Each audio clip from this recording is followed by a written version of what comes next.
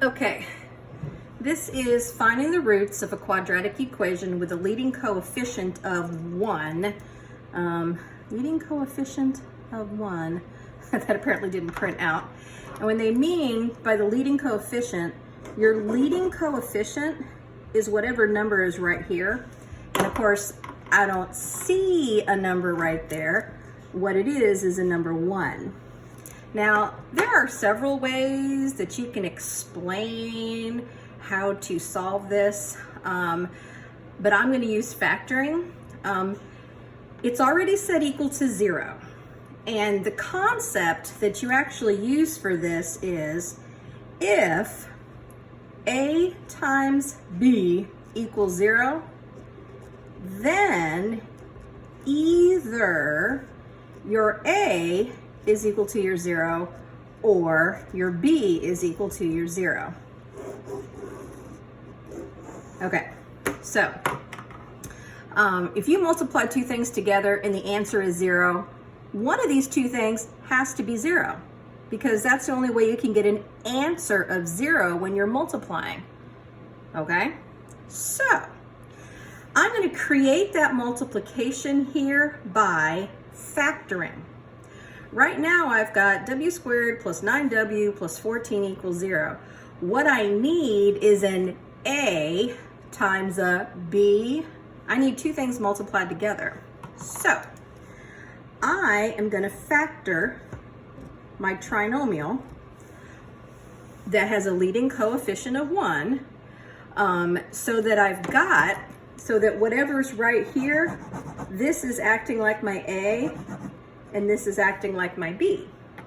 And then that means that either this thing is equal to 0 or that thing is equal to 0, and I can figure out, the answers from there.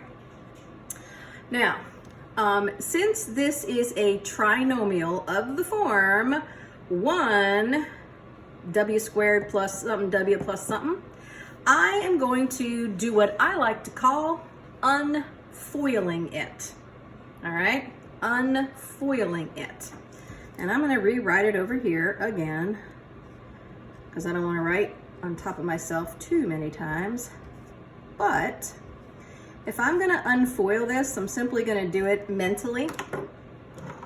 And since my first term is a w squared, there's only one option to go for first times first. If you remember the FOIL method, first, outside, inside, last, it's what you do when you're multiplying two binomials together.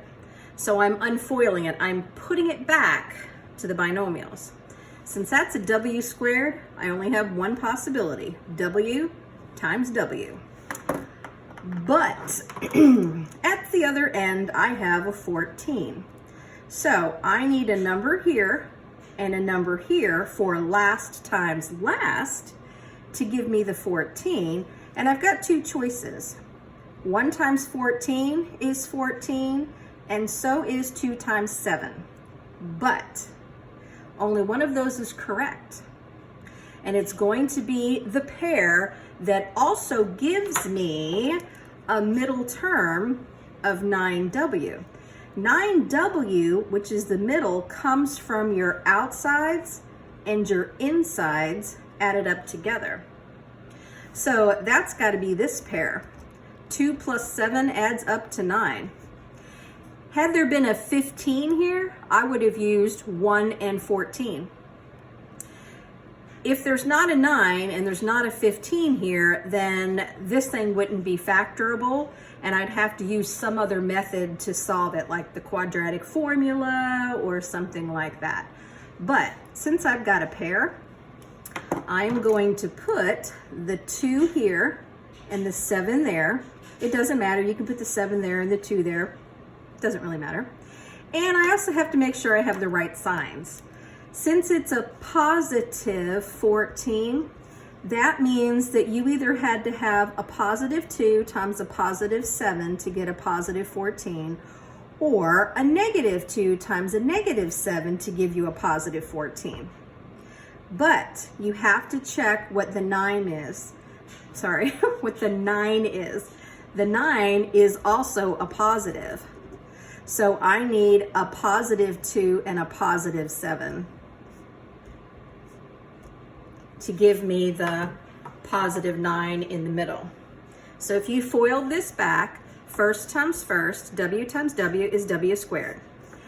Outside's right here, W times 7, that is a 7W. My insides, 2 times W, that's a 2W. And when you combine them, you get the 9W here. And then last times last, 2 times 7 is 14. So that means over here, my two factors are going to be a W plus 2 and a W plus 7, okay? I'm not done solving this. All I've done is factor it. I have created the multiplication of A times B. So if A times B equals 0, then either the A is the 0 or the B is the 0. So my A is a W plus 2. So either that is a 0 or my B, which is a W plus 7, that is a 0. And now I just solve these two little equations for W and I'll have my answer. So real quick, to get W by itself, I will subtract a 2, but what you do to one side, you gotta do to the other. Those get canceled out.